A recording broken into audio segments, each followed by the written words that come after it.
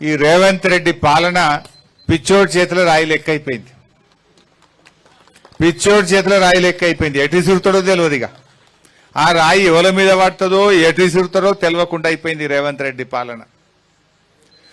ఆనాడు కేసీఆర్ గారు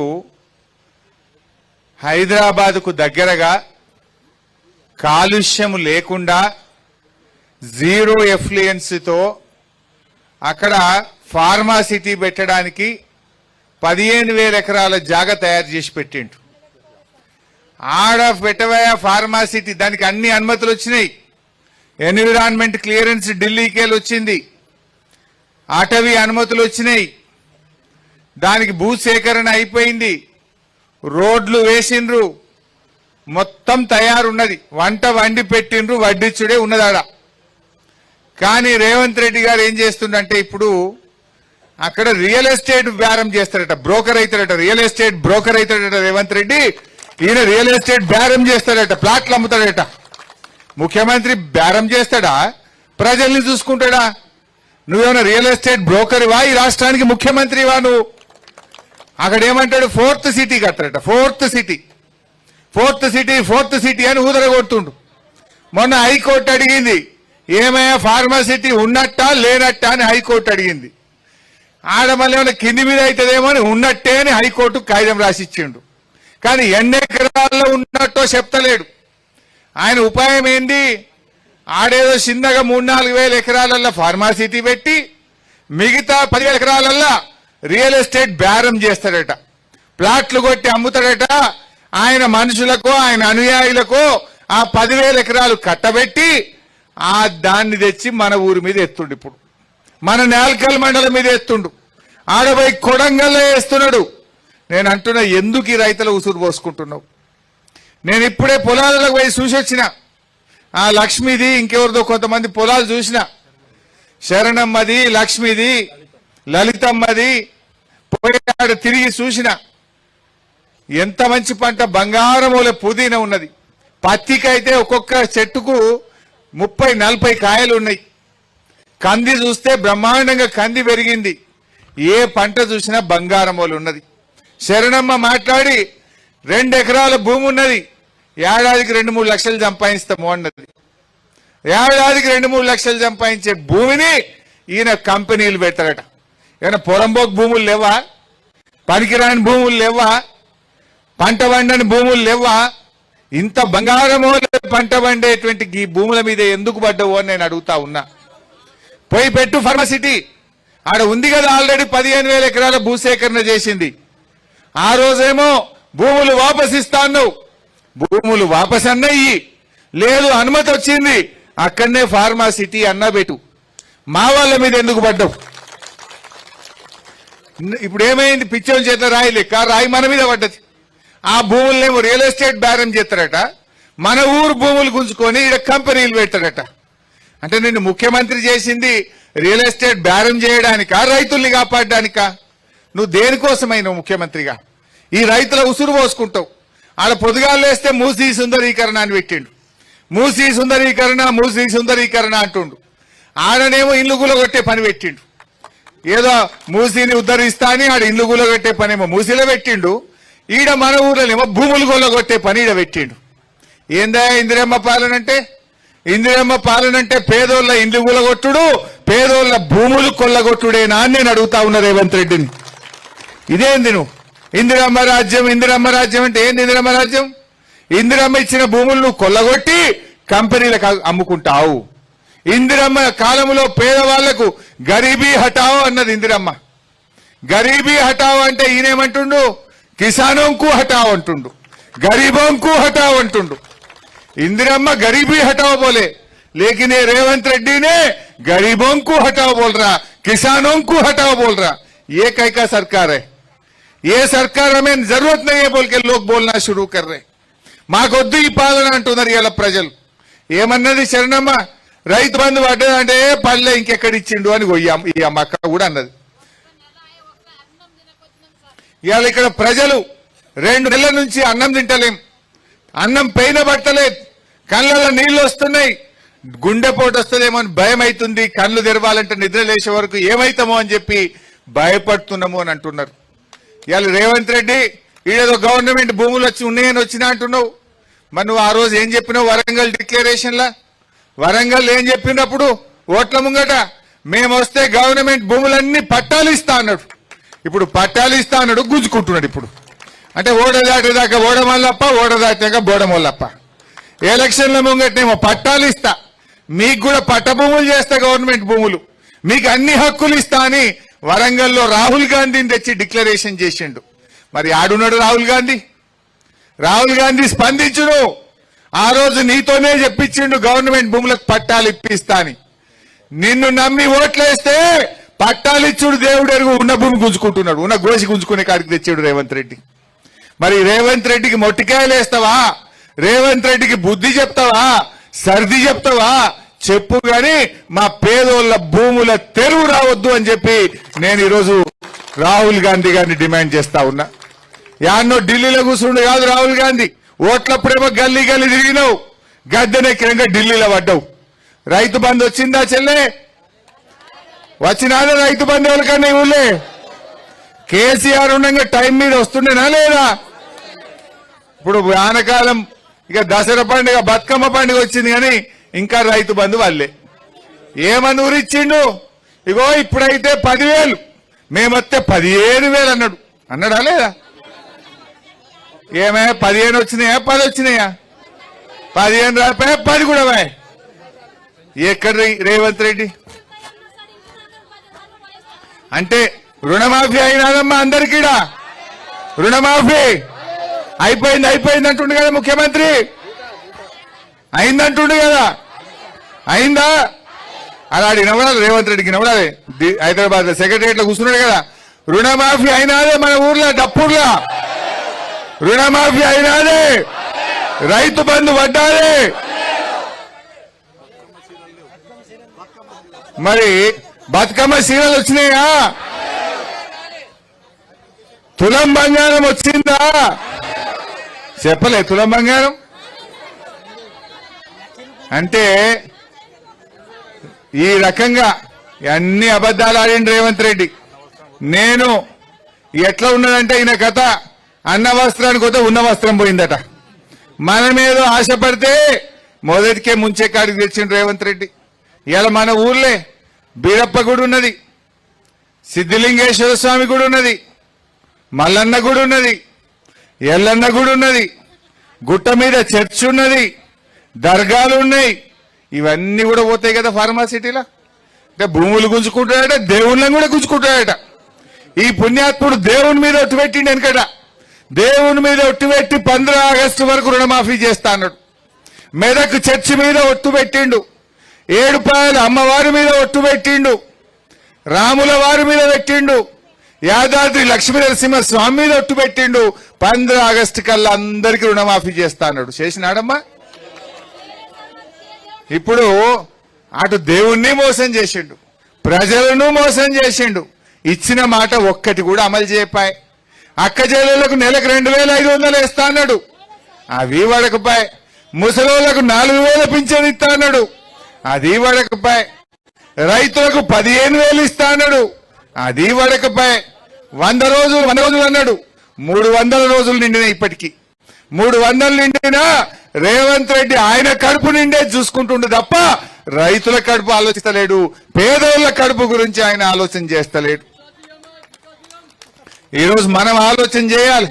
నేను మీ అందరికి మనవి చేసేది ఒక్కటే, రేవంత్ రెడ్డి ఎట్టి పరిస్థితుల్లో మా డప్పూర్లో గాని, మా మాగిలో గాని, వడ్డీలో గాని ఈ 2,000 ఎకరాలు గుంజుకుంటే బీఆర్ఎస్ పార్టీ చూస్తూ ఊరుకోదు. మేం మీకు అండగా ఉంటాం. ఎవడొస్తాడో రమ్మన్, జేసీబీ వస్తుందా, ప్రొక్లైన్ వస్తే మాణిక్రావు గారు నేను ఇద్దరం అడ్డం నిలబడతాం.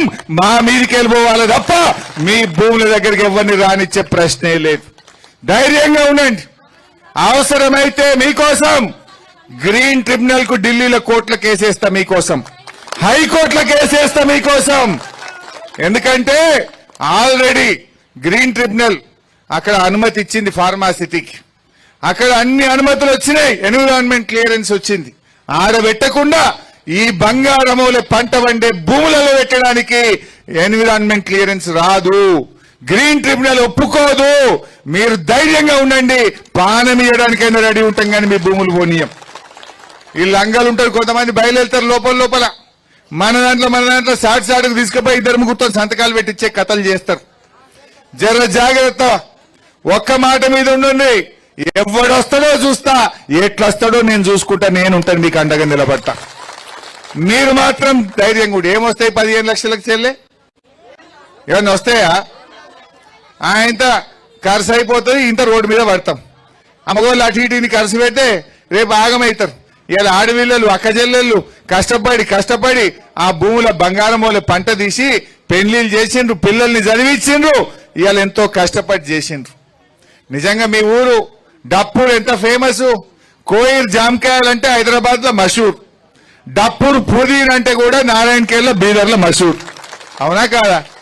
కోయిర్ జామకాయలు అంటే హైదరాబాద్ దాకా పోతుండే, డప్పూర్ పుదీనా బోయిన్పల్లి మార్కెట్ దాకా పోతుంది. పోదా? ఫస్ట్ డప్పూర్ పుదీనా కొట్టరు. బోయిన్పల్లి మార్కెట్ లో చాలా పుదీనాలు వస్తాయి. డప్పూర్ పుదీనాకు ఫుల్ గిరాకు ఉంటది, వాసన మంచిగా ఉంటది, మందులు తక్కువ ఉంటాయి. ఇది మషూర్ ఉంటది, మంచి పేరున్నది డప్పూర్ పుదీనా. గింత మంచి పంట వండే గీ డప్పూర్ మీదగా పిచ్చోని చేతిలో రాయి పడ్డట్టు మన మీద ఒకటి ఎత్తేసిండు. ఈయనకు మనం బుద్ధి చెప్పాలి. మీరేం భయపడకండి, మేముంటాం. ఎందుకంటే ఈరోజు అడుగుతున్న రేవంత్ రెడ్డి గారు, ఆడ 15,000 ఎకరాలు ఉన్నది కదా, నువ్వు మొన్న హైకోర్టుకు చెప్పినావు కదా, ఈయన్నే పెడతా ఫార్మాసిటీ అని చెప్పినావు కదా, మరి ఆడబెట్టినాక మళ్ళీ మా డప్పూర్ భూములు నీకు ఎందుకు అని నేను అడుగుతా ఉన్నా. ఆడ పెడతాను, నువ్వు హైకోర్టుకు మొన్ననే కాగితం రాసిచ్చినావు. నువ్వు హుషారు చేయకు. ఆడ 15,000 5,000 ఫార్మాసిటీ పెడతా, 10,000 బ్రోకర్ పని చేస్తా, రియల్ ఎస్టేట్ వ్యాపారం చేస్తా, భూములు అమ్ముకొని సంపాదిస్తా అని పని చేస్తే మేము ఊకోం. ఎట్టి పరిస్థితుల్లో ఫార్మాసిటీయే పెట్టాలి, లేకపోతే ఆడ కూడా రైతులకు భూములు వాపసి, ఇక్కడ కూడా రైతుల తెరువు రాకు, మా రైతుల భూములు రైతులకే ఉండాలి. ఇవి బంగారముల పంట వండే భూములు. కొన్ని జాగాలు ఉన్నాయి, రాళ్ళు రప్పలు పంటలు వండని భూములు ఉంటాయి, గుట్టలు ఉంటాయి. గటమోగానే పోయి పెట్టు. గీడేం పెట్టాలి? ఈడేం తప్పు చేసిండ్రు? ఇందిరమ్మ రాజ్యం అంటే భూములు గుంజుకోవడమా? ఈడేదో గరీబోళ్ళ భూములున్నాయి, పేదోళ్ళ భూములు ఉన్నాయి, అసైన్డ్ భూములు ఉన్నాయని ఇటు మోకాన మోపైనవు. అయినా ఇంకోటంట, మూసీని శుద్ధి చేస్తా, మూసీని మంచిగా చేస్తా అంటావు.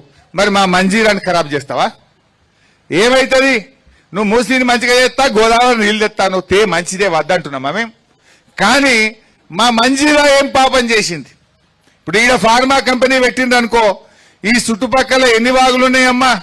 చిన్న వాగులు, 4 నక్క వాగు ఉన్నట్టుంది. తర్వాత అమ్మా చాకలి వాగు ఉన్నది, కోట వాగు ఉన్నది, నాల్కల్ వాగు ఉన్నది. ఈ 4 వాగులకెళ్ళి పోయి కిందికి పోయి ఎండ్ల కలుస్తాయి, శనగపల్లి ప్రాజెక్టులో పడతాయి. శనగపల్లి ప్రాజెక్టుకి వెళ్ళి ఆ పెద్ద వాగులకెళ్ళి మంజీరాలో పడతాయి. మంజీరాలో పడితే ఏమవుతుంది? మంజీరా మొత్తం కలుషితమవుతుందా కాదా? మంజీరా నీళ్ళు ఎవరు తాగుతారు? మెదక్ జిల్లా ప్రజలు తాగుతారు, హైదరాబాద్ ప్రజలు తాగుతారు. అంటే హైదరాబాద్ ప్రజలకు విషయం తాగిపిస్తావా? హైదరాబాద్ ప్రజలకు కాలుష్యం ఇస్తావా? మెదక్ జిల్లా ప్రజలు ఆ కాలుష్యపు నీళ్లు, ఆ ఫ్యాక్టరీల నీళ్లు తాగాలనా? ఈడ ఫ్యాక్టరీలు పెడితే వాలెటున్నది? ఆ వాగులన్నీ కూడా శనగపల్లి ప్రాజెక్టుకి వెళ్ళి పెద్ద వాగులకెళ్ళి మంజీరాల పడితే ఈ కాలుష్యం అంతా మంజీరాల పడి మొత్తం నీళ్లు కాలుష్యం కావా? మంజీరా నీళ్ళు అంటే హైదరాబాద్ లో ఏమందరు? ఎవరైనా హైదరాబాద్ కొన్ని రోజులు పోయింది అనుకో, ఏడాది పోయి మళ్ళీ ఊరికి వచ్చింది అనుకో, అదే వీడికి మంజీరా నీళ్లు బాగా పడ్డాయిరా, తెల్లగా అయింది అంటారు. వీడు మంచిగా అయింది అందరు అనపోదురా, నీళ్లు బాగా పడ్డాయిరా వీడికి మంజీరా నీళ్ళు అందరు. అంటే పాలోస్ అంటే నీళ్ళు అవి, మంజీరా నీళ్ళు అంటే పాల లాంటి నీళ్ళు అవి. అందులో విషం కలుపుతాడట ఇప్పుడు రేవంత్ రెడ్డి. పాల లాంటి మంజీరా నీళ్లలో ఈడ ఫార్మాసిటీ పెట్టి ఆ విషపు చుక్కలు మంజీరాల కలుపుతావా రేవంత్ రెడ్డి అని నేను అడుగుతా ఉన్నా. ఇది అన్యాయం కాదా? ఒకవైపు ఏమో మూసీ శుద్ధి చేస్తా అంటావు, మూసీలో గోదావరి నీళ్లు కలుపుతా అంటావు, కలుపు. కానీ మరి మా మంజీరా ఏం పాపం చేసింది? ఈ మంజీరాలో ఈ ఫార్మాసిటీ పెట్టి ఈ విషపు చుక్కలు ఎందుకు వేస్తున్నావు రేవంత్ రెడ్డి గారు అని నేను అడగదలుచుకున్నా. ఇది అన్యాయం కాదమ్మా. అందువల్ల ఎట్టి పరిస్థితుల్లో అవసరమైతే మీరంతా పేదవాళ్ళు, మీకోసం బీఆర్ఎస్ పార్టీ హైకోర్టుకు పోతుంది, ఢిల్లీలో గ్రీన్ ట్రిబ్యునల్లో కేసేస్తుంది, మీ భూములు కాపాడుతుంది. మీరు ధైర్యంగా ఉండండి అని మనవి చేస్తా ఉన్నా. నేను ఇందాక చెప్పినట్టు కొందరు దొంగలు వచ్చి చీకట్ల సంతకాలు పెట్టించుకుంటారు, ఆశ చూపిస్తారు, దయచేసి మోసపోకండి. భూమి పోతే భూమి రాదు. ఈ బంగారం లాంటి భూములలో కాదు ఫ్యాక్టరీలు పెట్టాల్సింది. రాళ్ళు రప్పలు గుట్టల పొన్న పెట్టుకోగాని ఈ బంగారం వసంటి భూములలో పెట్టొద్దని చెప్పి నేను మనవి చేస్తా ఉన్నా. అందువల్ల మీరు మంచిగా ఉండండి. తప్పకుండా మేము మీకోసం కొట్లాడతాం, మీకోసం మీ భూములు కాపాడతాం. అంత ఇబ్బంది వస్తే నేను మాణిక్యరావు వచ్చి మీ ఊళ్ళోనే రూమ్ చూపించి ఈయనే పండుకుంటాం, ఆ జేసీబీలకు అడ్డం నిలబడతాం. ఎవరు వస్తాడో రమ్మని మేమందరం, మా చింత ప్రభాకర్ ఎమ్మెల్యే, మా క్రాంతి గారు, ఓఎస్సీ కాలనీలో గలం, బీసీ కాలనీలో గలం, మనిషికో దిక్కు పంటాం. ఏ మిషన్ వస్తుందో రమ్మని అడ్డం మేము పండుకొని మిమ్మల్ని భూములు కాపాడతాం. ఎవడు వస్తాడో ఎట్లా వస్తాడో రమ్మని వాళ్ళ సంగతి మేము చూసుకుంటాం. మీరు భయపడాల్సిన అవసరం లేదు. ధైర్యంగా ఉండండి. పేదల బతుకులు, ఇందిరమ్మ రాజ్యం అంటే పేదల బతుకుడు కూల్చుడు కాదు, పేదల బతుకులు నిలబెట్టుడు. డూప్లికేట్ ఇది ఇందిరమ్మ రాజ్యం వచ్చింది, డూప్లికేట్ ఇందిరమ్మ రాజ్యం ఇది. ఈ రేవంత్ రెడ్డి అందులో జొర్రిండి నడిమిట్లా ముఖ్యమంత్రి కావాలని అన్ని పార్టీలు తిరిగిండిన. ఆ ఏబీవీపీలోకి వెళ్ళి టీఆర్ఎస్ లో వచ్చిండు, టీఆర్ఎస్ లోకి వెళ్ళి తెలుగుదేశంలో దుంకిండు, తెలుగుదేశంలోకి వెళ్ళి కాంగ్రెస్ లో దుంకిండు. ఎన్నన్నా దుంకుతాడు, ఎన్ని అబద్దాలన్నా ఆడతాడు. ఇలా మనకు అర్థమైతలేదా చెల్లె? గా ముసలికి ఇచ్చే పింఛనన్న టైంకి వస్తుంది ఆ మునుపటి లెక్క. కేసీఆర్ ఇచ్చే 2000 కూడా చక్కగా వస్తలేదు. మధ్యలో 2 నెలలు కొట్టిండు, మధ్యలో 2 నెలలు పింఛనే కొట్టిండు. అవి కూడా చక్కగా వస్తలేవు పింఛన్లు. 4000 నమ్మిచ్చిండు, ఇచ్చే 2000 కూడా చక్కగా ఇస్తలేడు. ఇస్తుండా? కేసీఆర్ ఉంటే ఈ పాటికి రైతు బంధు పడకపోవునా, మీకు పడినా పడకపోవునా? ఫోన్ టింగ్న మోగుతుండే, పడి పైసలు పడి ఇంత దేనికన్నా ఖర్చులకు వనకొస్తుండే కదా బాయికాడ. ఇవాళ అవి కూడా రాకుండా అయిపోయినాయి. రుణమాఫీ అన్నాడు, అది సగం మందికి కూడా కాలే, చారణ మందికి అయింది, 12 మందికి కాలే. అన్ని ఉత్తమ ముచ్చట్లే. అయినా ఇవాళ మనం ఇక్కడికి వచ్చింది మీ భూములు కాపాడడానికి. మీ భూములు తప్పకుండా మేము కాపాడతాం. మొన్న కూడా మీరందరూ హైదరాబాద్కు నా దగ్గరికి వస్తామని అన్నారని మాణిక్యరావు సాబ్ చెప్పిండు నాకు. నేనన్నా పాపం అంత దూరం వాళ్ళందరూ వచ్చుడు ఎందుకు, నేనే వాళ్ళ దగ్గరికి వస్తా మాణిక్యరావు సాబ్ అని చెప్పినా, అందుకోసమే ఈరోజు మీ దగ్గరికి రావడం జరిగింది. ఇవాళ 80 ఎకరాల చెరువు ఉన్నది మన ఊర్లో. నేను మీ ఊరికి మీకు యాదుకుందో లేదో 2 పనులు చేసిన. మీ చెరువుకు నేనే వచ్చి ఆ రోజు కొబ్బరికాయ కొట్టి మిషన్ కాకతీయలో మీ చెరువు మంచిగా చేపించిన. ఒకసారి నేను వచ్చినప్పుడు మీ ఊరోళ్ళు మాకు సబ్ స్టేషన్ కావాలి సార్, కరెంటు సరిగా వస్తలేదు అంటే మీ ఊరికి సబ్ స్టేషన్ కూడా మన బీఆర్ఎస్ పార్టీ శాంక్షన్ చేసింది, నేనే శాంక్షన్ చేసిన.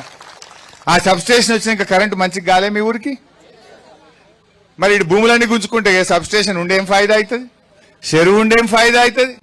బీఆర్ఎస్ పార్టీ ఏమో రైతులు బతకాలని చెరువు మంచిగా చేసింది, సబ్ స్టేషన్ పెట్టించింది. కాంగ్రెస్ వాడు వచ్చి భూములు గుంజుకుంటా అంటుండ్రు. గుంట నక్కోలు వచ్చిండు కొడుకులు. అయినా ధైర్యంగా ఉండండి. పోవు ఎట్లా పోతాయి? పోనిస్తామా మేము?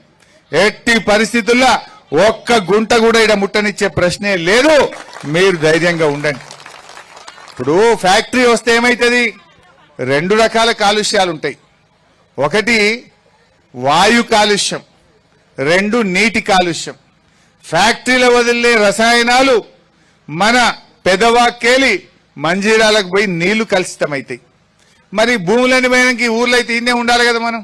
ఆ గాలి, అందులో నుంచి వచ్చే వాయు కాలుష్యంతో క్యాన్సర్ లాంటి ప్రమాదకరమైన వ్యాధులు వస్తాయి. భూములు పోయినా ఇళ్లలో బతకలేం మనం.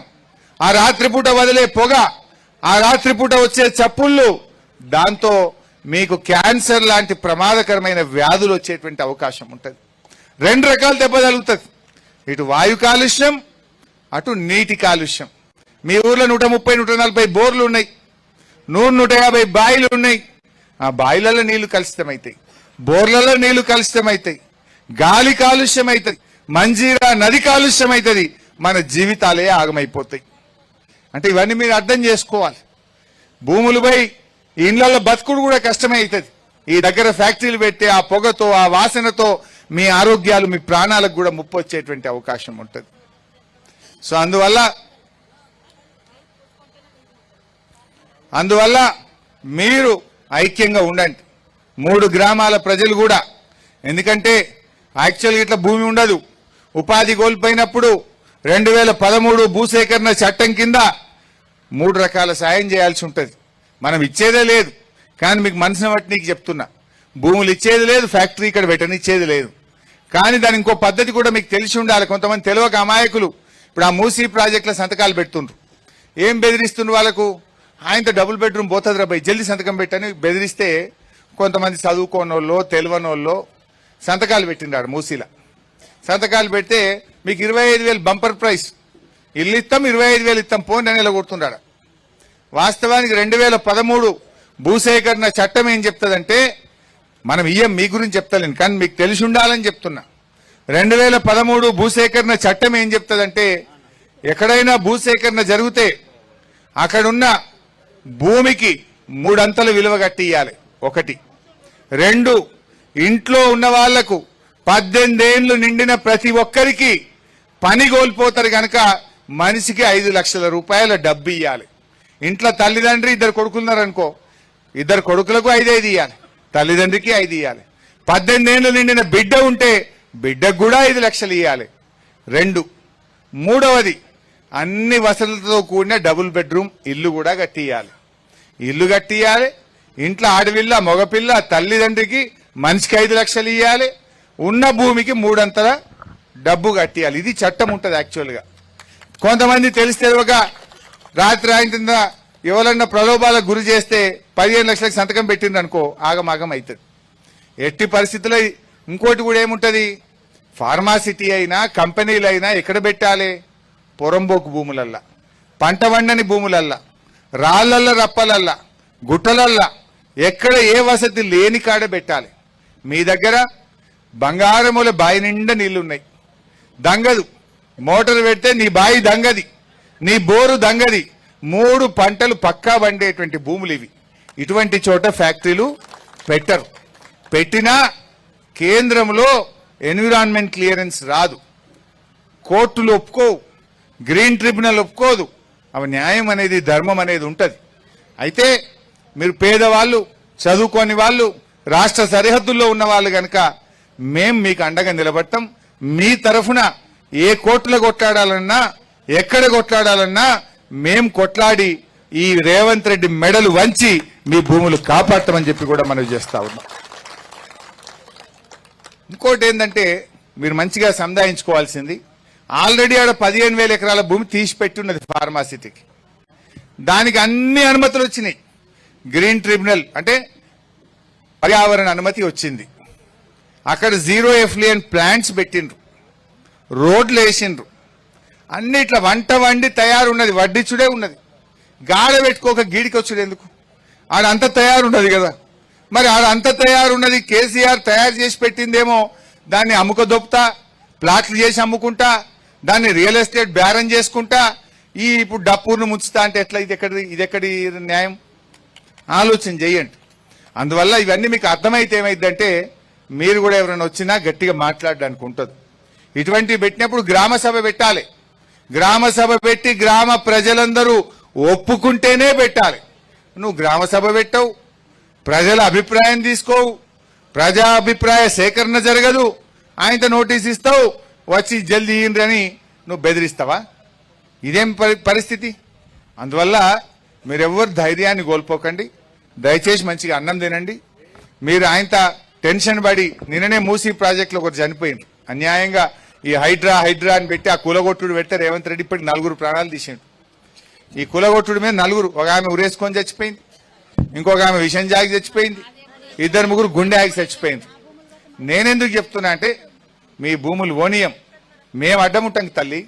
వాడేమన్నా మిషన్ తెస్తాడా, ప్రొక్లైన్ చేస్తే దానికి అడ్డం నేను నిలబట్ట. మా మీదికెళ్ళి రావాలి మిషన్, మీ మీదికి రావాలంటే మా మీద ఎక్కినాకనే మిషన్ మీ పొలాలకు రావాలి. మేము నిలబడతా కదా, మీరు భయపడాల్సిన అవసరం లేదు. అందుకే నేను ఎందుకంటున్నా అంటే అనవసరంగా ఏదైనా టెన్షన్ పడి వాళ్ళని పానం మీద తెచ్చుకోకుండ్రి, ధైర్యంగా ఉండుండ్రి, బతికుండి కొట్లాడాలి, ధైర్యంతో కొట్లాడాలి తప్ప పానం తీసుకోవద్దు, ఆగమాగం కావద్దు. మేమందరం ఉన్నాం కదా మీకు, మీరెందుకు ధైర్యం కోల్పోతారు? అస్సలు ధైర్యం కోల్పోవద్దు. మొత్తం బీఆర్ఎస్ పార్టీ మీకు అండదండగా ఉంటుంది. మీరు ధైర్యంగా ఉండాల్సినటువంటి అవసరం ఉందని చెప్పి మనం చేస్తా ఉన్నాం. అసెంబ్లీలో కూడా మాట్లాడతాం.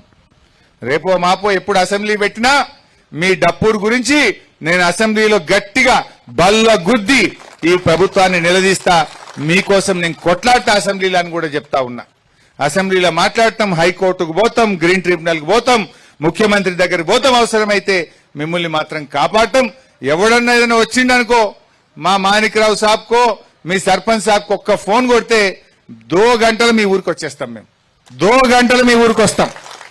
హైదరాబాద్కి వెళ్ళి ఇప్పుడు ఎంత గంటన్నర 2 గంటలు వచ్చినాయి. ఇవాళ 2 గంటల మీ ఊరికి వస్తాం. మిమ్మల్ని కాపాడుకునేటువంటి ప్రయత్నం చేస్తాం. మీరు అస్సలు భయపడకండి, ధైర్యంగా ఉండండి. ధైర్యం మాత్రం కోల్పోవద్దు. ఎవ్వరు ధైర్యం ఏడవద్దు, ధైర్యం కోల్పోవద్దు. కొట్లాడదాం. కొట్లాడి పోరాడితే పోయేదేమి లేదు, బానిస సంఖ్యలు తప్ప అన్నారు. అంతే తప్ప మనం పోరాడితే మనకు పోయేదేం లేదు. మన భూములు మనకు దక్కుతాయి. తాతలు తండ్రుల నుంచి మీకు ఒక వారసత్వంగా వచ్చింది. మీరు మీ పిల్లలకి ఇవ్వాలని మీరు కలగంటున్నారు. మీ తాత తండ్రికి ఇచ్చిండు, తండ్రి మీకు ఇచ్చిండు, మీరు మీ పిల్లలకి ఇవ్వాలి తప్ప ఈ భూమిని గద్దల్లాగా ఈ రేవంత్ రెడ్డి తన్నుకపోతే ఊరుకోవడం అని మనందరం కూడా గట్టిగా చెప్పాల్సినటువంటి అవసరం ఉంది. నేను ఈ 3 గ్రామాల ప్రజలకు ముఖ్యంగా మనవి చేస్తా ఉన్నా, ఎవ్వరు కూడా అధైర్యపడకండి, గట్టిగా ఉండండి. ఇప్పుడు డప్పూర్లో 1465 ఎకరాలు తీసుకుంటామంటున్నారట, మాల్గిలో 256 ఎకరాలు, వడ్డీలో 282 ఎకరాలు, మొత్తం కలిపి 2003 ఎకరాలు తీసుకుంటా అంటుండు. నేల్కలోలు కూడా వీరారెడ్డి సాబ్ నా ఊరు పోతలేదని గిట్ట అనుకున్నావు నువ్వు. దీని ఎఫెక్ట్ నీ ఊరికి కూడా ఉంటుంది. మొత్తం నేల్కల్ మండలం మీద ఉంటుంది, మంజీరా మీద ఉంటుంది. ఈ గాలి సిరితే మీకు ఇసరదా గాలి మీ ఊర్లలో? మొత్తం మండలం అంతా ఇసురుతుంది గాలి. మీ అందరి ఆరోగ్యం దెబ్బతింటది. నీళ్లు ఖరాబ్ అయితే నీ ఊరు నీళ్లు కూడా ఖరాబ్ అవుతాయి. మంజీరా నీళ్లు ఖరాబ్ అయితే మొత్తం మెదక్ జిల్లా ఖరాబ్ కాదా? మూసిని ఉద్ధరిస్తా అంటాడు, మంజీరానేమో పాడు చేస్తా అంటాడు. ఇది ఎక్కడ న్యాయమే? అదేమో మంచిగా చేస్తాడట మూసిని, చెయ్యి, నేను వద్దంటలేం కదా. మా మంజీరాని ఎందుకు పాడు చేస్తావు? మా మంజీరాని ఎందుకు కలిసితం చేస్తావు? మా మెదక్ జిల్లాను ఎందుకు ఆగం చేస్తావని నేను అడుగుతా ఉన్నా. మా డప్పూర్ ప్రజలను ఎందుకు ఆగం చేస్తావు అనేదే నా ముచ్చట. పెట్టు, రాళ్ల పొన్న పెట్టు, గుట్టల పొన్న పెట్టు, ఆల్రెడీ ఉన్న హైదరాబాద్ లో ఉన్న ఫార్మా సిటీలో అన్ని ఫ్యాక్టరీలు పెట్టు తప్ప మా తెరువు రాకు, మా ఉసురు ఓసుకోవద్దని చెప్పి నేను రేవంత్ రెడ్డికి మీ అందరి తరఫున మనవి చేస్తా ఉన్నా. మీరు అస్సలు అధైర్యపడద్దు తల్లి. నేను మళ్ళీ ప్రాణం పోతే ప్రాణం రాదు, ధైర్యంగా ఉండుండ్రి. మేమున్నాం మీకు. ఎవరు ఏడవద్దు, కొట్లాడాలి, ఏడుస్తాం. మేము లేమా మీ అందరికీ? ఎంత దూరమైతే అంత దూరం కొట్లాడదాం. మీకేం ఖర్చులు కూడా మీ మీద ఏనియం. మీ ఊరిని కాపాడుతాం. మీ ప్రేమ కావాలంతే మాకు. మీరు ఐక్యంగా ఉండండి చాలు మాకు అంతే. మీరు ధైర్యంగా ఉండండి చాలు మాకు అంతే. మీ మధ్య ఎవడో ఒకటి మెల్లగా పుల్లబెట్టిలకెళ్ళి ఇద్దరిద్దరిని ఇచ్చగొట్టాలని చూస్తారు.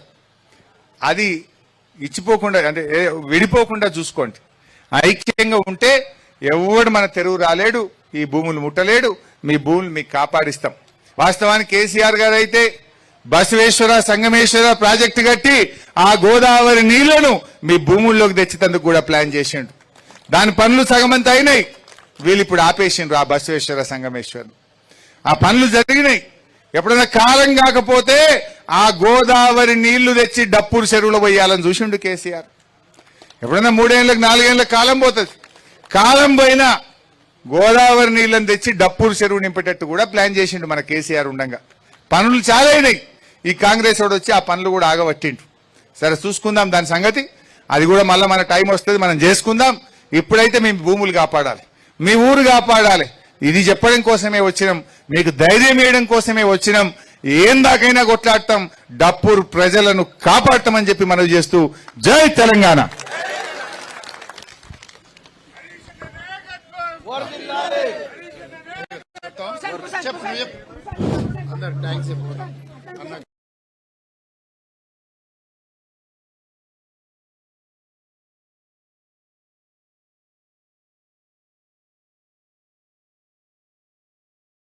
एक ऐसे मुस्कुराता है, खुश रहता है, चेहरे पे मुस्कान होती है, मैं कहता हूं कांग्रेसी। और एक मुझे ऐसे दिखता है, मैं कहता हूं आरएसएस। अमित शाह की स्पीच देखना, मोदी जी की स्पीच देखना, वो सब ऐसे बैठे रहते हैं कि कुछ गलती से कह ना दे, पता नहीं क्या हो जाएगा। नमस्कार, मैं रवीश कुमार। राहुल गांधी ने सोनीपत की सभा में एक बात कही जिस पर बात होनी चाहिए। उन्होंने कहा कि आरएसएस और कांग्रेस के लोगों में क्या अंतर होता है। यह भी बताया कि उनकी पार्टी में जब कोई आरएसएस वाला आ जाता है तो राहुल गांधी उसे कैसे पहचान लेते हैं, और कांग्रेस से जब कोई बीजेपी में जाता है तो उसका व्यवहार कितना बदल जाता है। राहुल गांधी की बात पर आने से पहले हम राहुल गांधी और प्रधानमंत्री मोदी की सभा के वीडियो की छोटी सी तुलना करना चाहते हैं ताकि आप भी देख सकें कि कांग्रेसी और भाजपाई में क्या अंतर होता है, दोनों की सभाओं में कितना अंतर है। राहुल गांधी और मोदी की सभा में माननीय प्रधानमंत्री जी का स्वागत करेंगे। हमने प्रधानमंत्री मोदी की सभा का वीडियो भी सोनीपत की उनकी रैली से लिया है। इस वीडियो में प्रधानमंत्री मोदी के मंच पर आने के कुछ देर बाद एक व्यक्ति आ रहा होता है, उसके हाथ में गदा है। पहले गदा मुख्यमंत्री नायब सिंह सैनी को सौंपता है और हाथ जोड़कर पीछे हट जाता है, कैमरे के फ्रेम से बाहर हो गया। अब आप देखते हैं कि नायब सिंह सैनी और प्रधानमंत्री मोदी एक साथ खड़े हैं, केवल इन्हीं दोनों ने गदा पकड़ी हुई है। दोनों इस तरह से खड़े रहते हैं